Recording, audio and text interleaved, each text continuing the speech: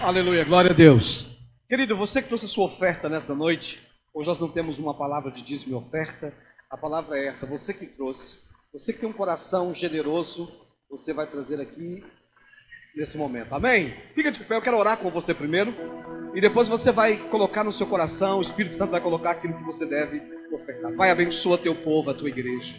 Espírito de Deus, eu peço nesta noite, como temos orado sempre pedido, Senhor, venha multiplicar a semente dos teus filhos. Ó Deus, que a graça do Senhor multiplique. Não é por aquilo que nós somos.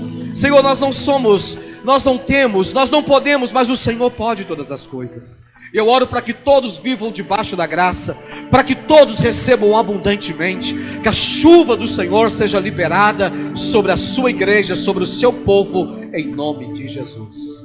Você que trouxe o seu dízimo, alguns já trouxeram, né? A sua oferta, pode trazer aqui com alegria. Louvado seja Deus. Está conosco também meu irmão Regis e a Suliene está conosco. Nós estamos com a luz apagada e eu quero que fique mantenha assim. Mas que nós vamos dizer para o Regis e para a Suliene: seja bem-vindo em nome de Jesus. Também está o filho dela, né? Esqueci o nome dele agora. Gustavo. Seja bem-vindo, Gustavo. Está conosco também nossa irmã Fátima. Seja bem-vinda, irmã. É um prazer tê-las conosco. Que Deus possa confortar a senhora a cada dia, fortalecer seu espírito. E nós amamos você. Amém? Nós vamos meditar no texto. Hoje eu tinha preparado uma palavra.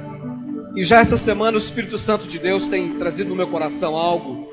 E eu tenho orado e pedido para Deus uma revelação, mas nós não temos algo nítido, palpável, algo que possa nos convencer a respeito do tempo que nós vivemos. Nós vivemos um tempo que nós não temos ouvido profecias e profetas falarem, o mundo todo está parado. Os grandes profetas da terra, eles se calaram. Todo o povo de Deus, grande parte da igreja se dobraram diante de uma situação viral, que isso tem trazido transtorno no mundo todo. A terra está perturbada por esse vírus. As pessoas abandonaram as suas congregações, deixaram de congregar, deixaram de adorar a Deus. E de fato isso preocupa. Eu não tiro a razão de muitas pessoas deixaram de congregar e de vir à igreja. E alguns estão congregando em casa. Mas existe um grande número de irmãos que culto após culto tem vindo, e os cultos têm sido abençoados por Deus. Há uma presença forte do Espírito. Outro dia o nosso irmão Hamilton estava aqui, ele disse para mim: pastor, parece que cada reunião da igreja parece que é uma festa, parece algo assim tão extraordinário nos cultos. Isso é uma verdade, queridos. Por outro lado, nós não temos entendido, compreendido esse tempo que tem passado, tem acontecido sobre a terra. Mas por outro lado, nós sabemos que cada reunião há uma presença palpável do Espírito de Deus. Deus está aqui, eu posso sentir a presença dele. Aleluia. A Bíblia diz, agora há pouco foi lido aqui Isaías 43, o Senhor disse: eu não vou deixar vocês, eu não vou abandonar vocês, ainda que a mãe abandone os filhos, eu todavia estarei com vocês, diz o Senhor. E aí eu tenho ouvido alguns comentários, até mesmo de pastores, e no meio da igreja há um medo, um temor. Outro dia eu conversava com um amigo meu, e na igreja que ele congrega, todos os pastores pegou coronavírus. Inclusive tem um que está entubado, internado. E a igreja esvaziou, tinha 2.000 pessoas. E a igreja praticamente acabou naquele lugar. Porque se o pastor pegou, agora nós vamos pegar, essa é a visão. E aí surge também entre linhas um pensamento: o pastor não vigiou, o pastor não teve, ele precisava vigiar mais, ele precisava se cuidar mais. Por isso que ele contraiu o coronavírus. Eu quero dizer algo para você nessa noite, irmão. Se é pastor, como o Senhor chamou para ser pastor, se nós somos de fato não apenas por um ofício humano, mas pelo chamado. Nenhum pastor que foi chamado por Deus, ele vai deixar de abraçar a sua congregação. Nenhum pastor que foi chamado por Deus vai deixar de estar no meio do povo que Deus escolheu para pastorear. Nenhum pastor que foi escolhido por Deus, quando uma ovelha clamar e dizer: pastor, eu estou com coronavírus e eu preciso ir no médico, não tem quem me leva. Se é pastor chamado por Deus de um ofício pastoral, ele vai colocar no carro dele e ele vai levar. Ele prefere morrer abraçado com as suas ovelhas do que ser um pastor covarde. E as pessoas não têm entendido isso. Não é falta de vigilância, não é porque ele não se cuida. E todos os pastores que partiram para o Senhor nesse tempo, eles partiram porque eles não abandonaram as suas congregações. Eles estavam no meio do povo, e as ovelhas ficaram doentes, e eles contraíram o coronavírus e partiram para o Senhor. Eu quero dizer uma outra coisa para você: tire da sua cabeça, da sua linguagem, que esses irmãos morreram, que esses irmãos foram antes do tempo. Tira isso da sua cabeça, porque na terra, eu perguntava para o Senhor esses dias: Deus, o que está acontecendo? Nunca houve um tempo em que Deus recolhesse tanto pastores, pastoras, missionários, missionárias, como nesse tempo. Nós não temos explicação para isso. Nós não temos algo lógico, humano, para explicar isso, irmãos. Mas todos eles morreram no ofício. Eu quero dizer para você que nós somos um exército. Diga comigo: eu faço parte desse exército. Em um exército, quando há uma guerra, naturalmente alguém está na linha de frente e morre. Isso aconteceu com muitos pastores. Aconteceu com eles. Mas eu quero dizer uma coisa para você, querido: Deus não quis livrá-los, porque se Deus quisesse livrá-los, eles não teriam partido. Não, pastor, não é isso não. É isso sim. A Bíblia diz que Daniel estava na cova dos leões, e a Bíblia diz que o leão olhou para ele e não tocou em Daniel. Por que não tocou? Porque Deus quis livrá-lo. E a Bíblia diz que quando tiraram Daniel, jogou a família daqueles homens que acusou Daniel. Antes que eles caíssem no solo, os leões já haviam destruído aquele povo. Quando Deus decide livrar, queridos, ninguém vai matar você. Não há bactéria, não há vírus que vai tirar a sua vida. Mas se Deus quiser te levar, você vai estar escondido no seu quarto, e o vírus vai entrar pela janela e vai tocar você, e você vai partir. É assim, é simples assim. Não estou dizendo para você não vigiar, não estou dizendo para você sair por aí fazendo graça, nada disso. Eu estou dizendo para você entender que esses pastores que partiram, Deus decidiu recolhê-los. Porque eu não sei. O que está acontecendo eu também não sei. Mas eu venho hoje aqui para te orientar. Eu venho hoje aqui para te falar algo para você. Talvez você não atentou para isso ainda. Talvez você está um pouco desapercebido. Eu quero dizer para você, amado, esse é um tempo muito especial. Há 3 semanas atrás a minha madrasta estava viva, e nunca passou pela minha cabeça que ela partiria tão rápido.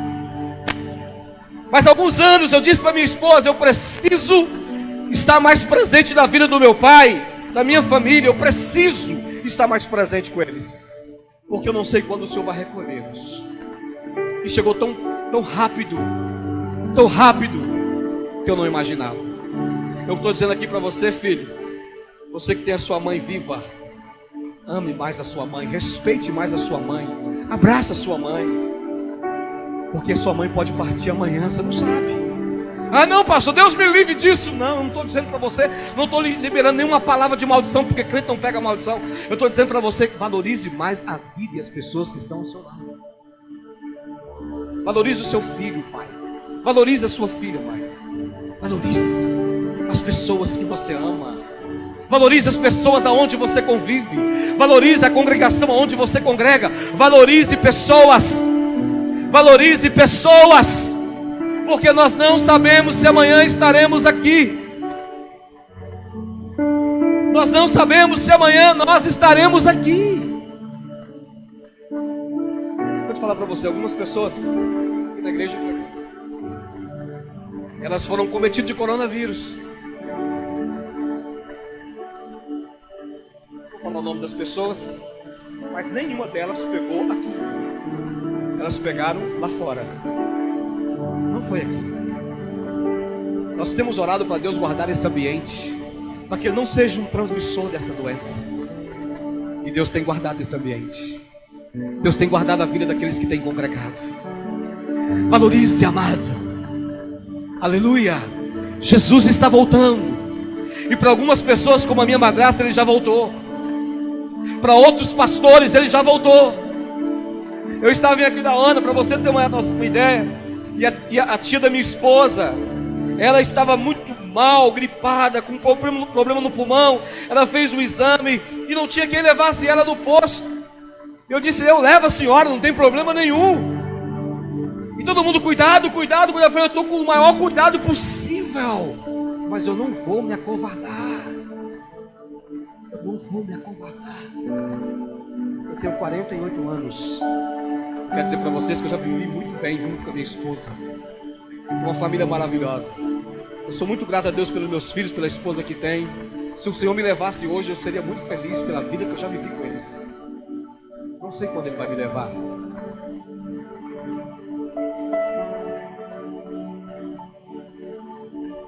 Mas o que eu quero dizer para você: valorize, ame, seja presente, manifeste o Espírito de Cristo. Amém? Manifeste o Espírito de Cristo na sua casa, no meio das pessoas. Eu quero ler com você um texto no livro de Mateus, capítulo 11, versículo 20 e 29 e 30, me parece que é. Pode colocar. Jesus disse: tomai sobre vós, tomai vosso lugar em minha... Está diferente a tradição. Tomai vosso lugar em minha carga e aprendei de mim. Há uma tradução, ok, porque eu sou amável e humilde de coração. Diga comigo: Jesus é amável e humilde de coração. Versículo seguinte: assim acharei descanso para as vossas almas. Eu disse que nós falaremos hoje sobre o Espírito de Cristo. Olha, escute o que eu vou dizer para você. Durante 3 anos e meio que Jesus viveu aqui, Jesus nunca disse para alguém aprender algo dele. Jesus poderia dizer para eles: ó, vocês precisam aprender a curar comigo, vocês precisam aprender a orar comigo, vocês precisam aprender a jejuar comigo, vocês precisam aprender a respeitar, ou vocês precisam aprender a curar os enfermos e pregar os sermões como eu prego, maravilhosos, poderosos. Mas não foi esse o conselho de Jesus. Ele disse: aprenda comigo a ser humilde e manso de coração. Esse é o Espírito de Cristo. Ser manso e humilde. Manso e humilde. Eu dizia ontem no casamento, uma criança, toda criança, você já viu isso, talvez você também já fez isso quando criança. Quando estão brincando, elas dizem uma para a outra: você não é melhor do que eu. Não é assim que elas dizem? Você não é melhor do que... Até cantam esse tipo de canção. Mas esse espírito é o espírito do mundo, o espírito da terra. Quando eu me coloco superior a alguém, esse espírito não é o espírito de Cristo.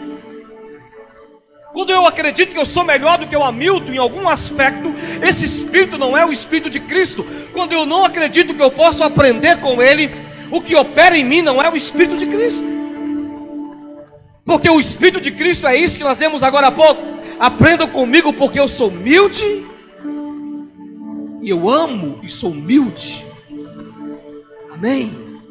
Precisamos aprender com Jesus. Precisamos aprender porque foi Ele que nos instruiu a isso. Eu preciso ter o Espírito dele operando em mim.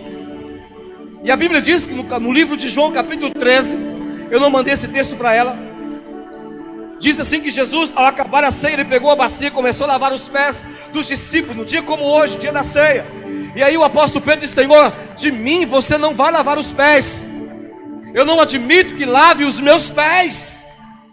E aí Jesus olha para Pedro e disse: Pedro, se eu não lavar os teus pés, você não tem parte comigo. Jesus não disse: Pedro, você não tem parte em mim.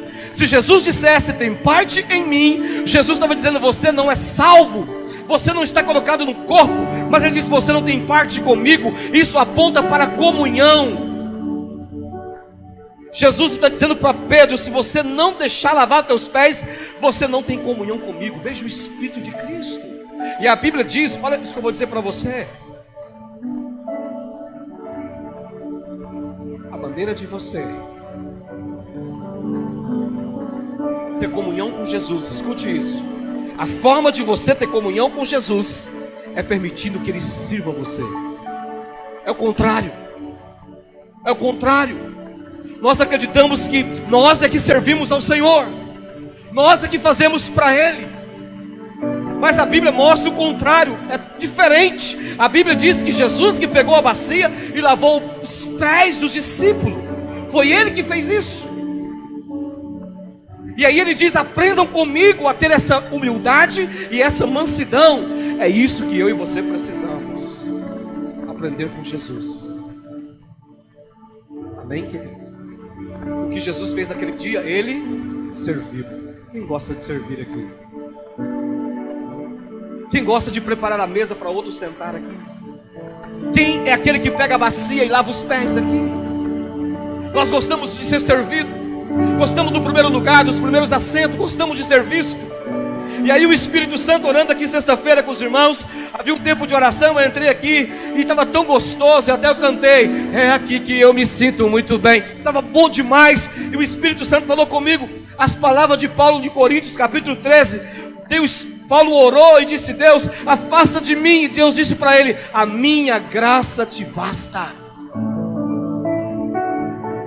Eu gostaria de meditar com você nesse texto em 2 Coríntios capítulo 12, a partir do versículo 1. Pode colocar para nós, por favor.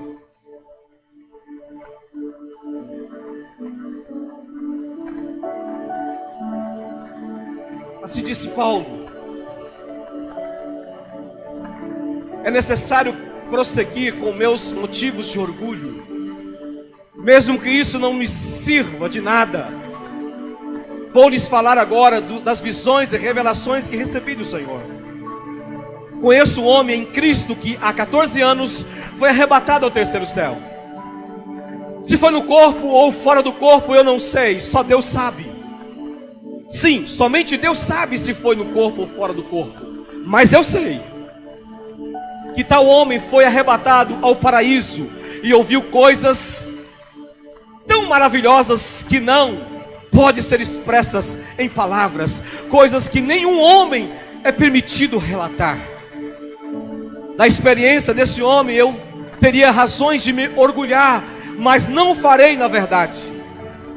Minhas fraquezas são minha única razão de orgulho.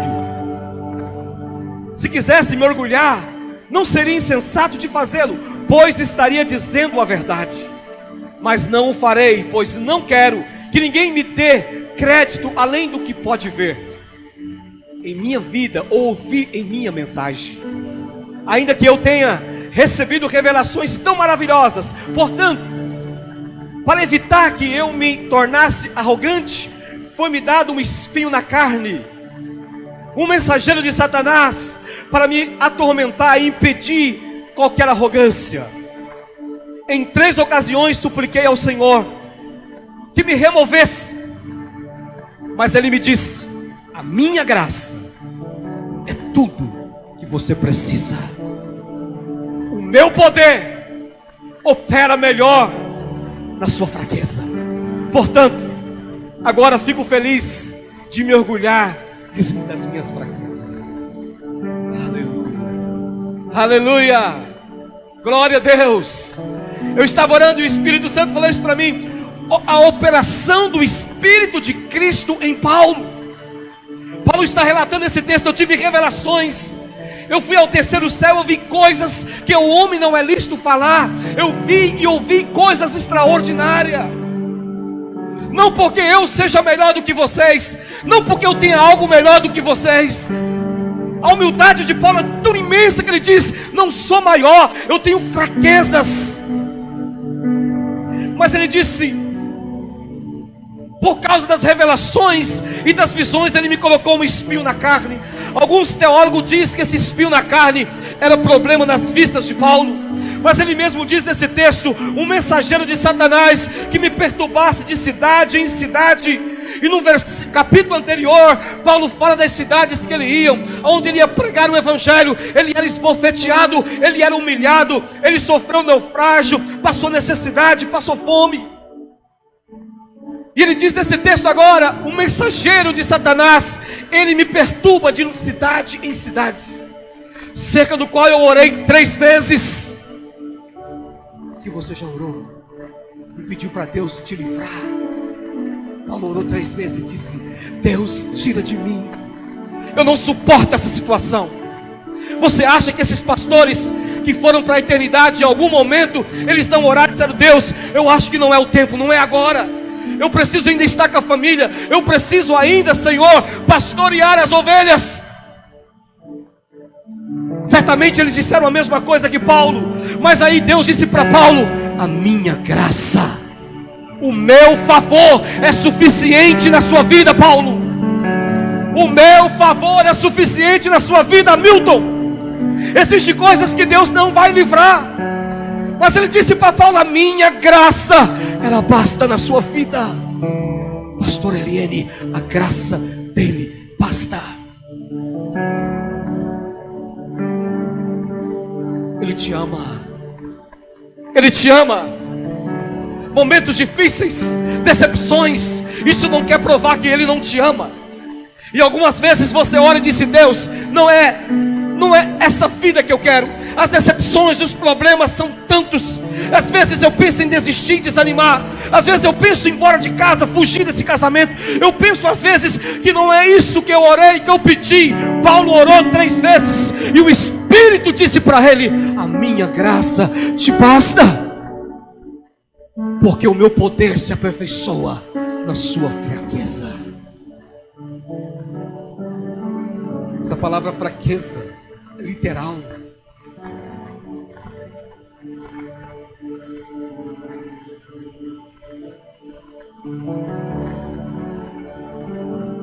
É literal.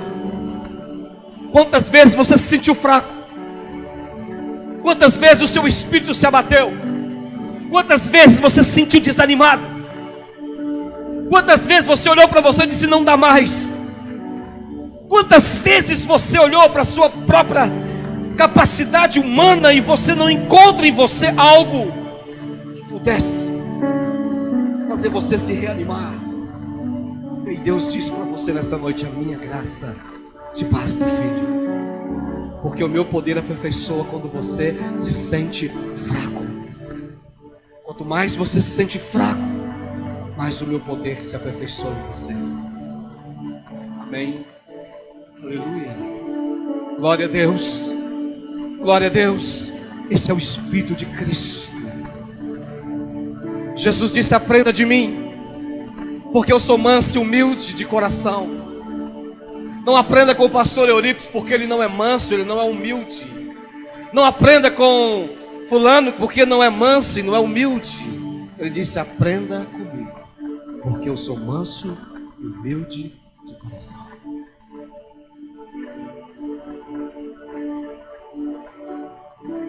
Eu me lembro um episódio que Jesus entrou na cidade dos samaritanos. Quando Jesus entra na cidade, a Bíblia diz que eles vão ao encontro de Jesus, pastor João de Paulo, e diz assim para ele: nós não queremos você na nossa cidade. Não, vai embora. Nós não queremos você na nossa cidade. Seria mais ou menos assim: eu fui fazer uma visita para nosso irmão Gilberto, e ele olha para mim e fala: pastor, eu não te quero na minha casa. Vai embora. Qual seria a minha atitude? Nunca mais eu voltar, revoltado. Eu comentaria com todas as pessoas que eu encontrasse. Se eu tivesse algum tipo de habilidade poderosa para poder matá-lo, eu faria. E aí vem os discípulos e olha para Jesus e diz: Senhor, não é possível. Se eles tivessem me tocado, tudo bem, eu sou Pedro. Se ele tivesse me tocado, eu sou Paulo, eu sou João, eu sou Tiago, tudo bem, eu até admito isso, mas falar isso para o Senhor não é possível. Precisamos agilizar alguma coisa. Vamos fazer uma oração agora, permita. Vamos orar e vai cair fogo do céu e vai acabar com todo esse povo. Jesus olhou para eles e falou assim: vocês não entenderam. Esse não é o meu espírito. Aleluia.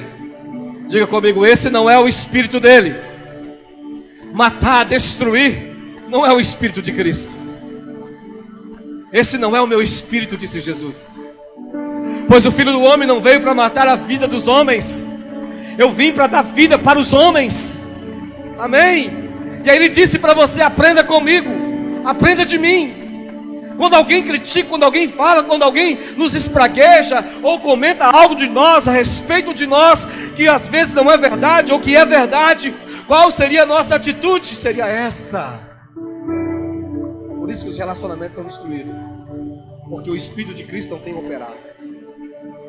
Mas eu quero hoje aconselhar você a permitir que o Espírito de Cristo opere em você. Diga: o Espírito de Cristo vai operar em mim. Aprenda comigo, disse Jesus. Eu sou manso. Uau. O que você faria, Claudemir, se você tivesse poder? E aí as pessoas viessem aqui para te prender e te crucificar. E eles querem te matar. Eles querem tirar a sua vida. E você tem poder de poder destruir todos os inimigos. O que você faria? Naturalmente, nós como homem nos defenderia da melhor maneira possível.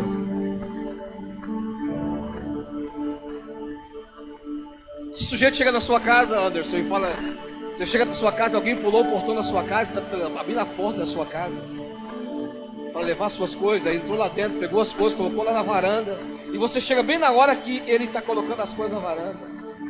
O que você faria?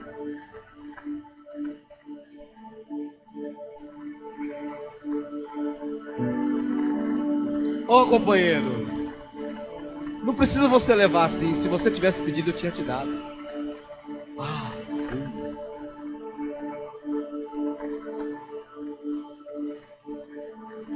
Pastor, isso está muito fora da realidade. Nós não somos assim. Mas Jesus era. Jesus era. Ele era. A Bíblia diz que um dia Paulo estava no meio dos irmãos. Paulo, ele ia para Jerusalém. E eles oraram. E a Bíblia diz que as filhas de Filipe estavam profetizando para Paulo.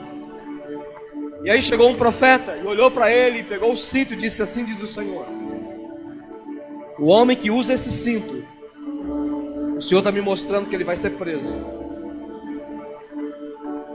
Ele vai ser preso. E a Bíblia diz que agora todo o povo começou a chorar e disse: Paulo, não desça para Jerusalém, fique conosco. O que você vai fazer lá?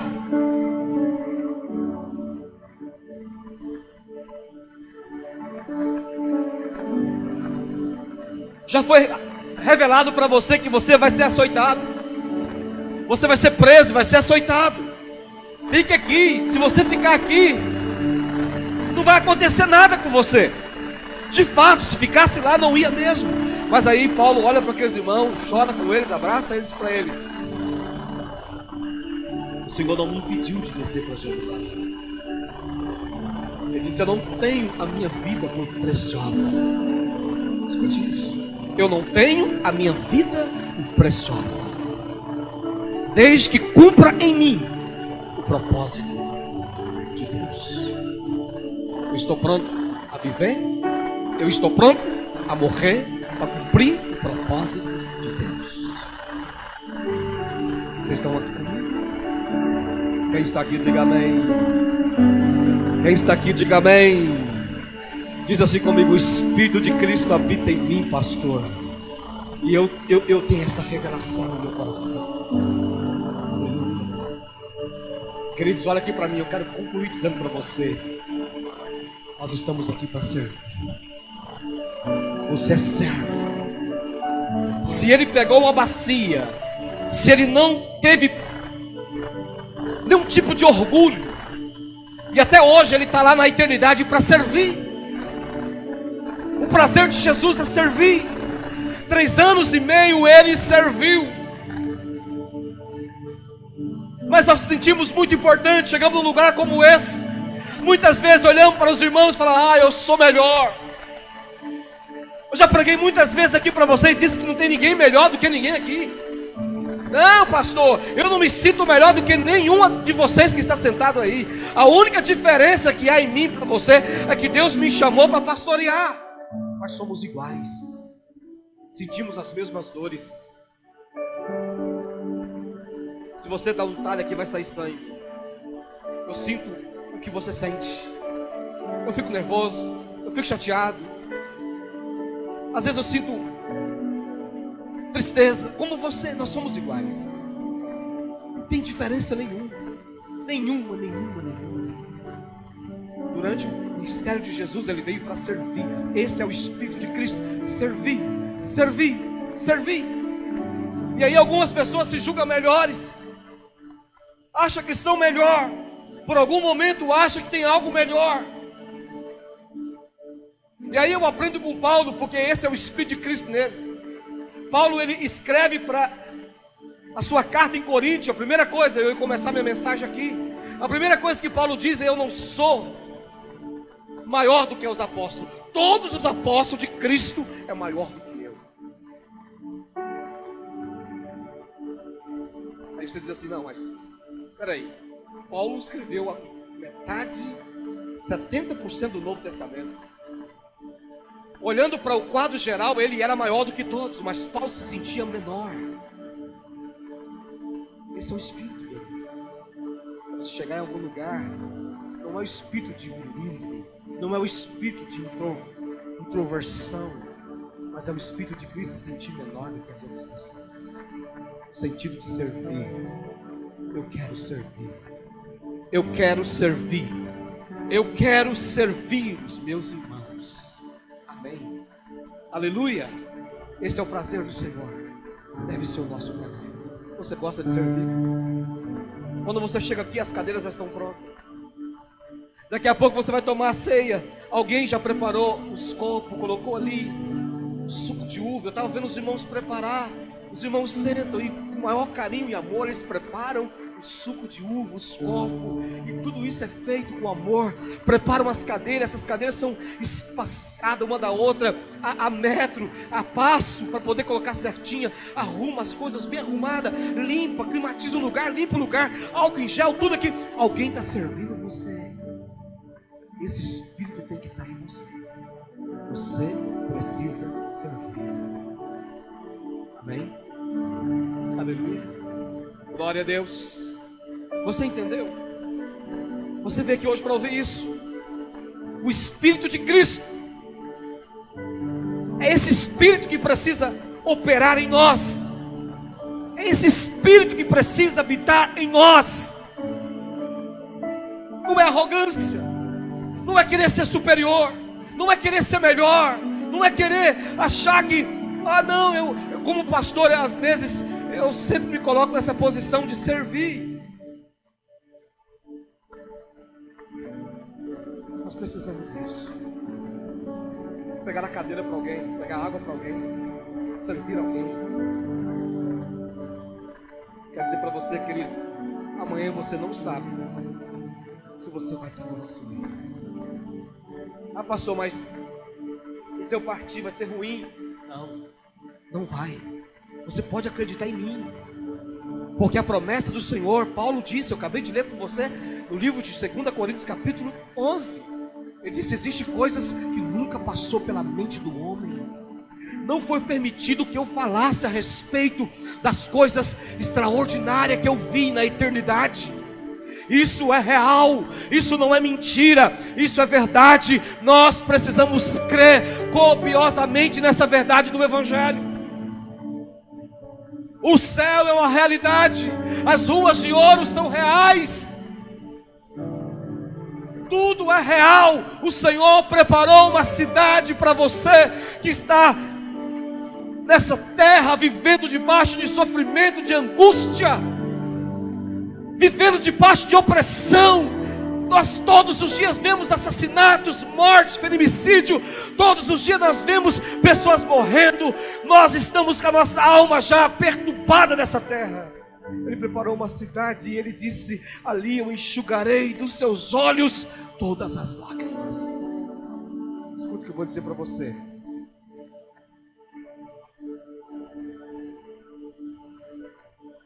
Há algo acontecendo.